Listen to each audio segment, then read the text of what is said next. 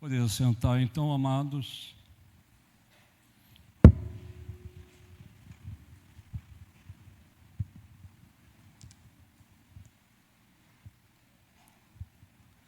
Glória a Deus.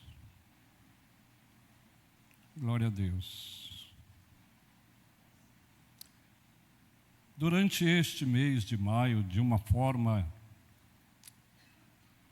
abundante, graciosa, maravilhosa, enriquecedora, passamos pelas mãos de preletores aqui, que foram abençoados pelo Senhor na entrega da mensagem, da palavra, no recado de Deus para o nosso coração, nos enriquecendo, nos trazendo júbilo, contrição e uma volta ao casamento, ao primeiro amor, aquele momento em que nós contraímos núpcias. Foram dias maravilhosos.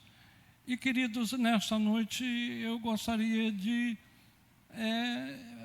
falar também sobre casamento, numa conclusão, num resumo da família, de tudo que nós participamos até aqui, falando sobre o sentido lato do casamento, o sentido do casamento, pois o sentido lato do casamento é o amor.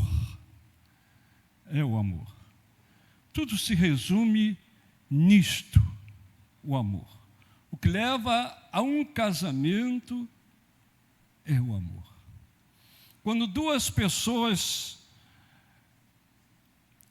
assumem compromisso de estarem juntas para sempre, de se unirem pelos laços do matrimônio, o fazem por amor.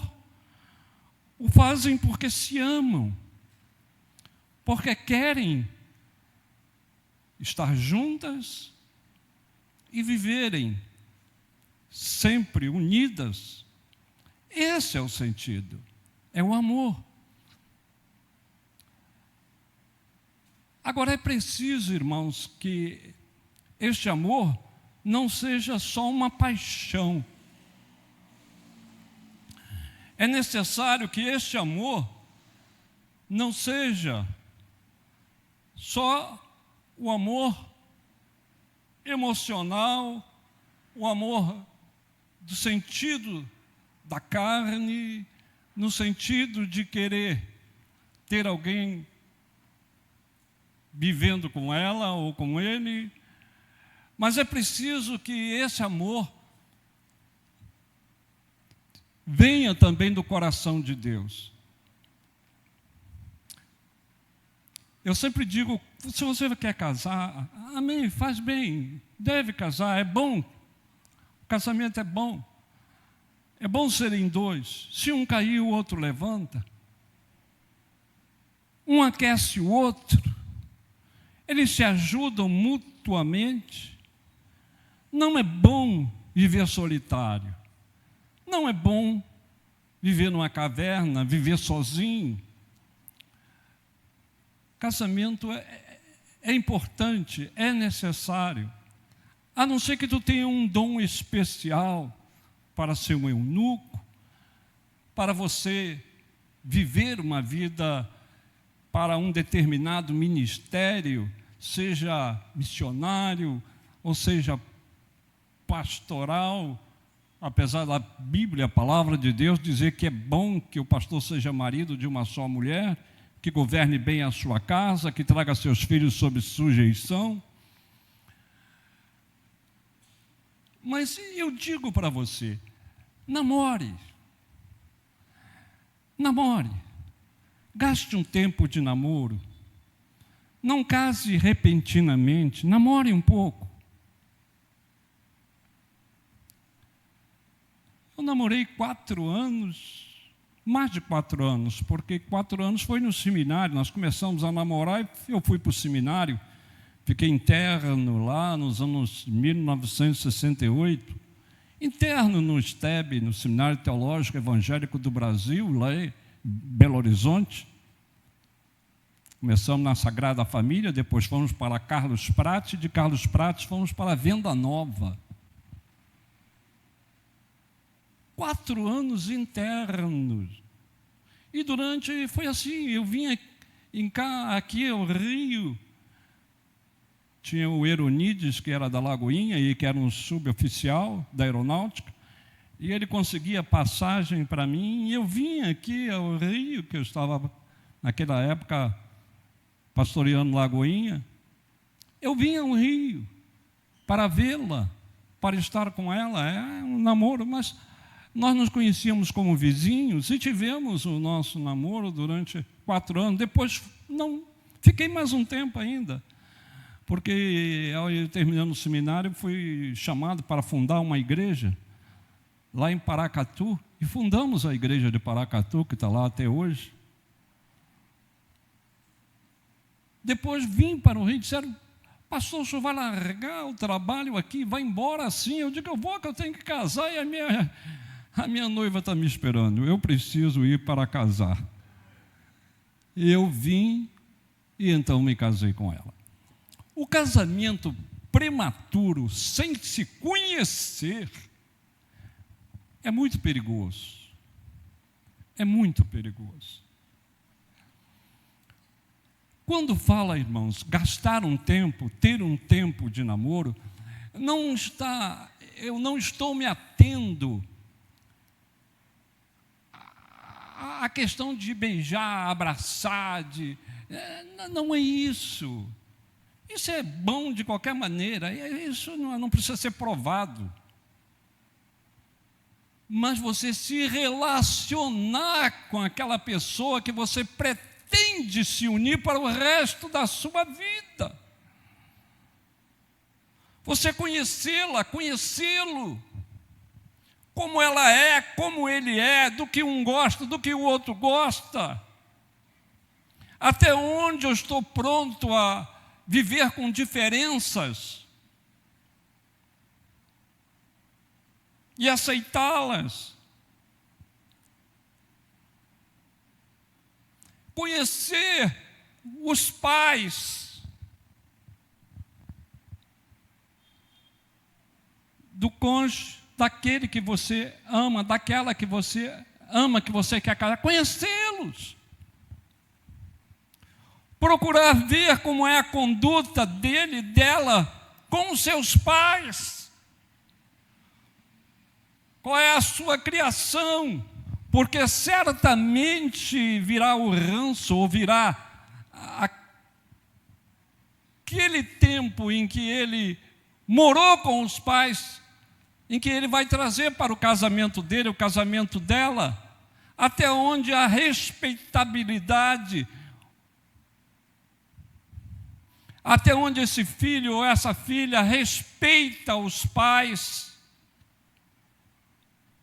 até onde ama os pais e quer o melhor para eles,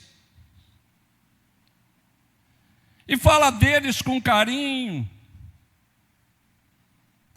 Você precisa conhecer como você vai ser tratada, como você vai ser tratado, como vocês vão se relacionar no matrimônio.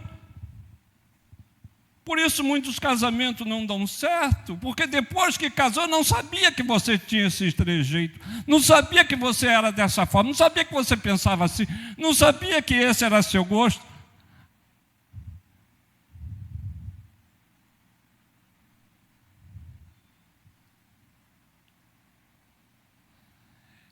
Irmãos, essa questão de se furtar, de se mostrar, de se deixar conhecer, para se revelar lá na frente, vai trazer um problema seríssimo para o seu matrimônio. Se conheçam agora, se revelem agora. Eu sou desse jeito. Se você me quer, eu sou desse jeito. Eu sou assim.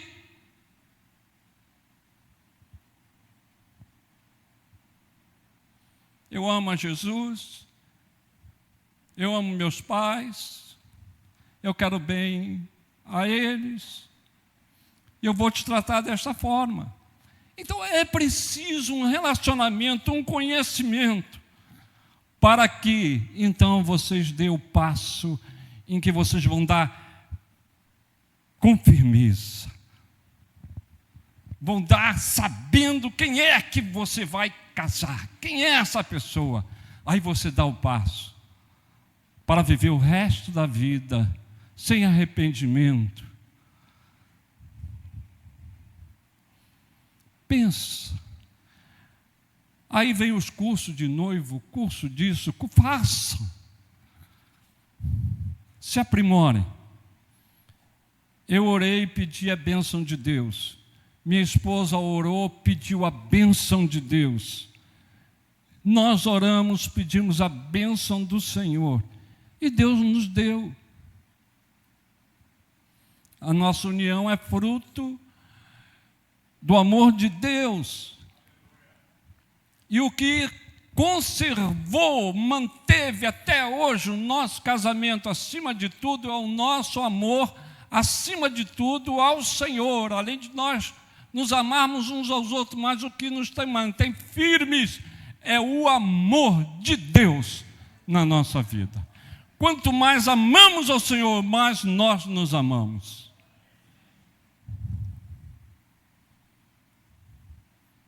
Vivam um para o outro, vivam para Deus, e assim vocês serão felizes para sempre. Isso é muito importante. Queridos, eu não sei se vai entrar num sermonário, naquilo que eu preparei. Talvez não dê. Há muita coisa bonita, né?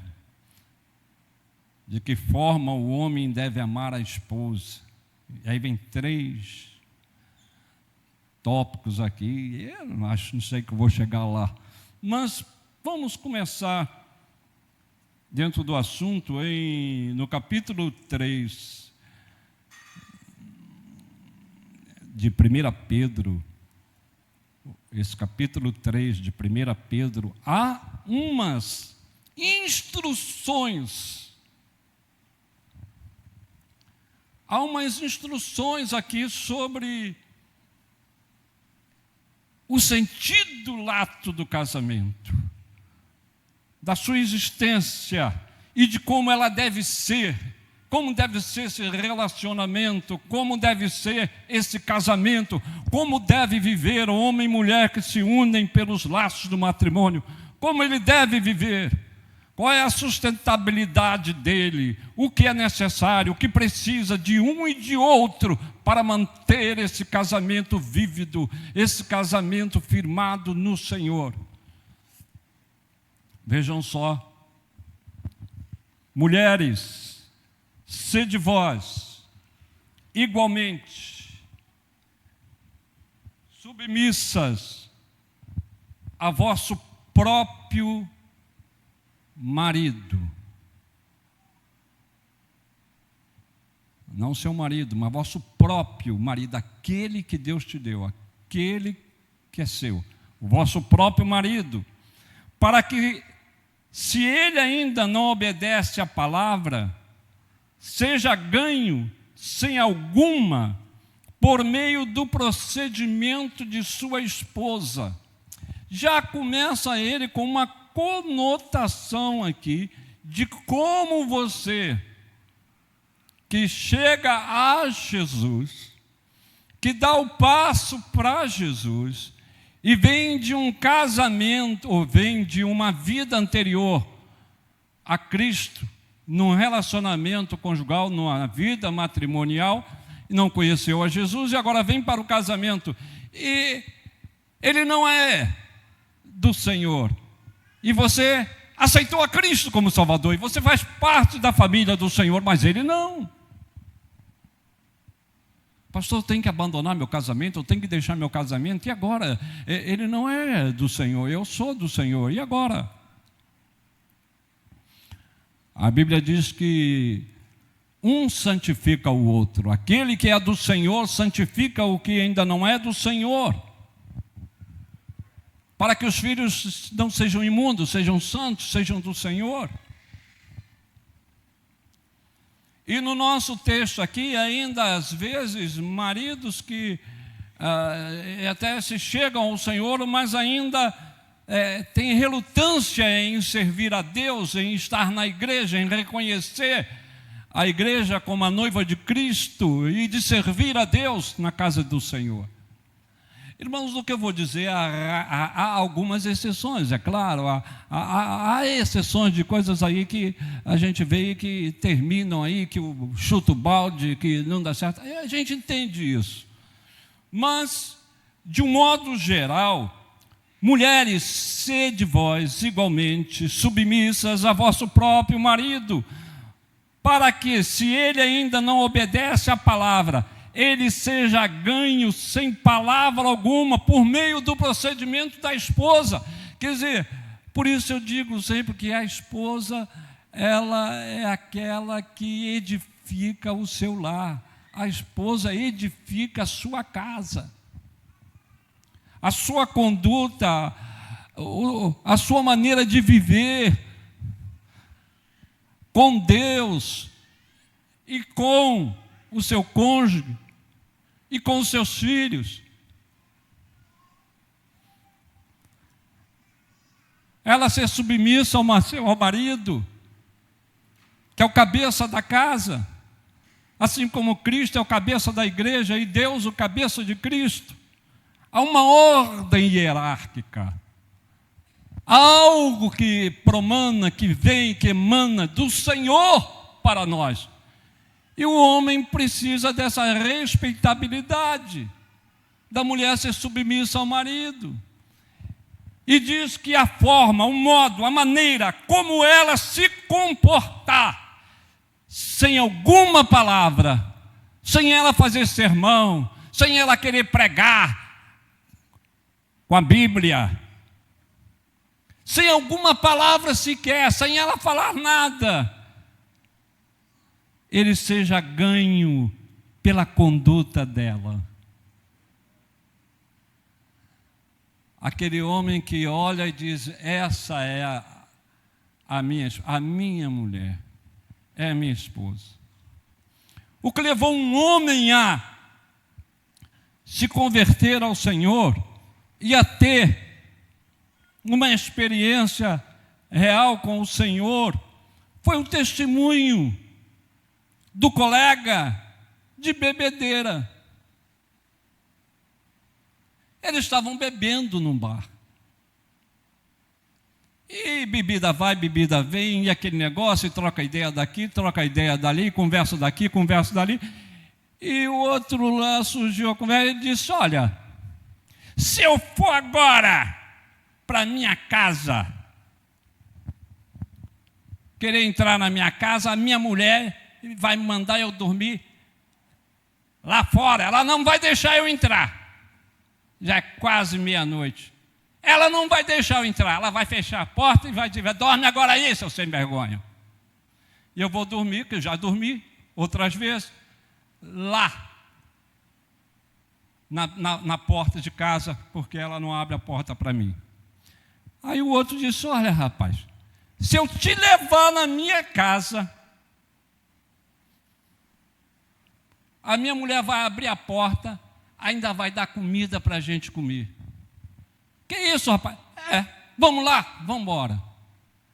E o outro levou o outro. E foram. Chegou em casa, ele bateu na porta. Mulher, acorda, mulher, sou eu. A mulher veio, abriu a porta. Sim, meu querido. Eu venho e trouxe um amigo aqui. Prepara um negócio aí para a gente comer, que a gente está com fome. Um minutinho. Senta aqui, fica à vontade. Se acomoda aqui na poltrona. Espera aí, foi lá no quintal, chegou lá no puleiro, as galinhas dormindo, ela pegou uma lá, levou lá, cortou a cabeça, despenou, botou água quente, água fervendo, despenou tudo, cortou na panela, preparou aquela galinha.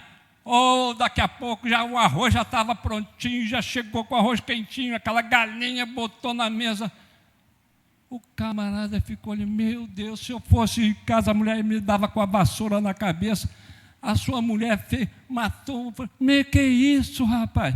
É a minha mulher. Minha mulher é crente, minha mulher é serva de Deus, rapaz. Eu não tomei vergonha na cara, não tenho vergonha na cara, não, mas minha mulher, eu amo essa mulher que Deus me deu. E o camarada acabou se convertendo ao Senhor. E esse marido também acabou se dobrando por causa do testemunho daquela mulher, que não chegou gritando com ele: seu bêbado, seu sem vergonha, até agora na rua, ainda vem me pedir para fazer comida. Não, foi o marido que Deus me deu, Deus abençoe ele tem esse defeito, mas Deus é bom, Deus vai fazer a obra no coração dele, eu não sei quando, mas Deus vai fazer. E ela ficava orando: Jesus, salva meu marido, e tratava o marido com amor. Para que seja ganho sem palavra alguma, por meio do procedimento da esposa. Queridos, aleluia, ao observar o vosso honesto comportamento, cheio de temor, a mulher que teme o Senhor, o marido, o homem que teme ao Senhor, vê o procedimento, e isso atrai, isso chama atenção, isso muda.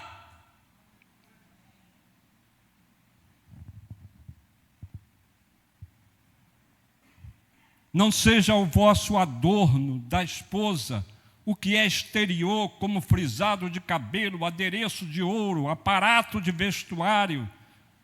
Não seja isso. Essas coisas são bonitas, essas coisas enfeitam, essas coisas faz parte do feminismo, faz parte da mulher em si, de se arrumar, de ter esse embelezamento através, colar bonito.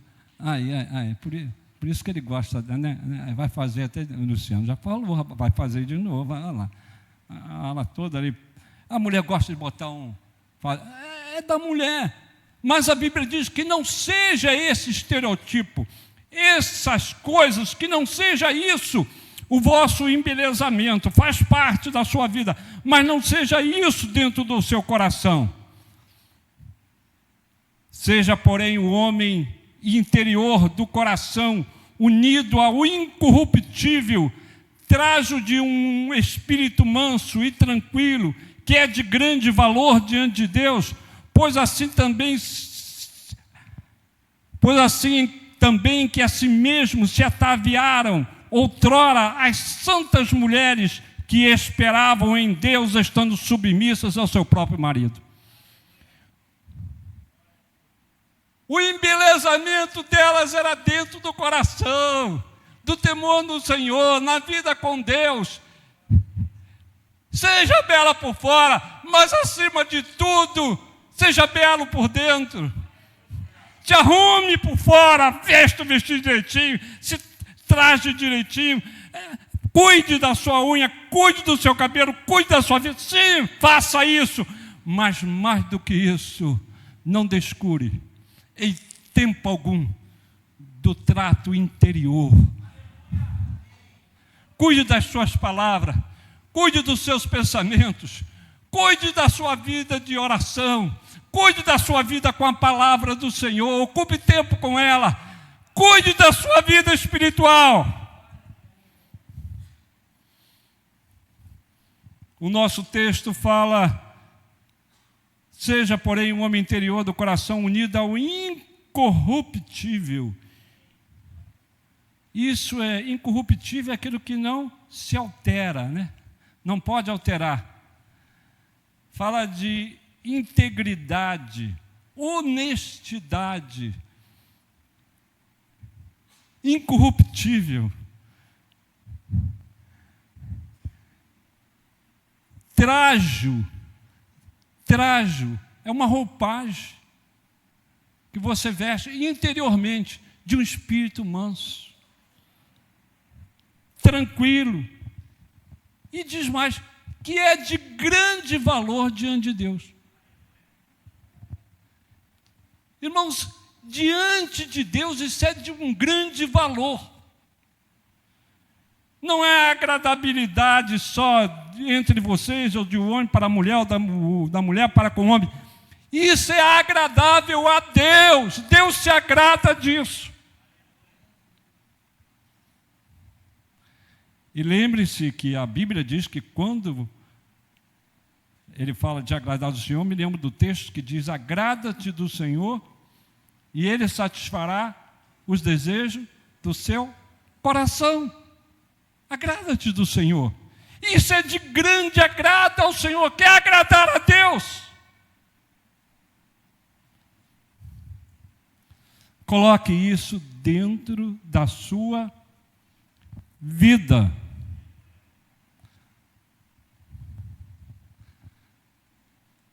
Bem, foi assim que as santas mulheres se ataviavam, aquelas que esperavam em Deus, estando submissas ao seu marido, como Sara, que obedeceu a Abraão, chamando-lhe Senhor, da qual vós sois filhas, praticando bem, não temendo perturbação alguma. Maridos, igualmente, vivei de comum do lar. Marido, vós igualmente, vivei a vida comum do lar, com discernimento, e tendo consideração com a vossa mulher, como parte mais frágil. Tratai-a com dignidade, porque sois justamente herdeiros com ela da graça da vida, para que não se interrompam as vossas orações. Olha só, irmãos. Maridos, igualmente, viver a vida comum do lar com discernimento, com bom senso, capacidade de julgar, com entendimento, com discernimento, tendo consideração com a mulher como vaso mais frágil, tratai-a com dignidade. E dignidade aí é aquilo que merece algo. E a sua mulher merece algo melhor, merece algo bom, algo agradável. Tratai-a com dignidade. Trate-a com dignidade. Semeia na sua esposa. Amados, o sentido lá, tudo, casamento eu ia entrar agora, mas meu horário se foi. Mas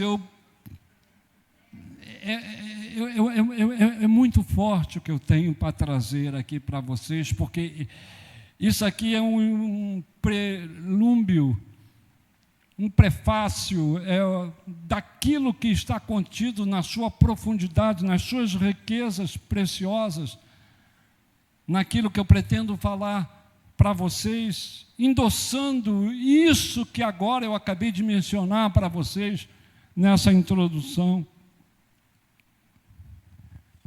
E eu quero que vocês recebam isso com muito carinho, para a glória de Deus, e vocês possam viver uma vida de entendimento, de discernimento tal, no relacionamento conjugal de vocês, que vocês possam serem felizes nessa união de vocês.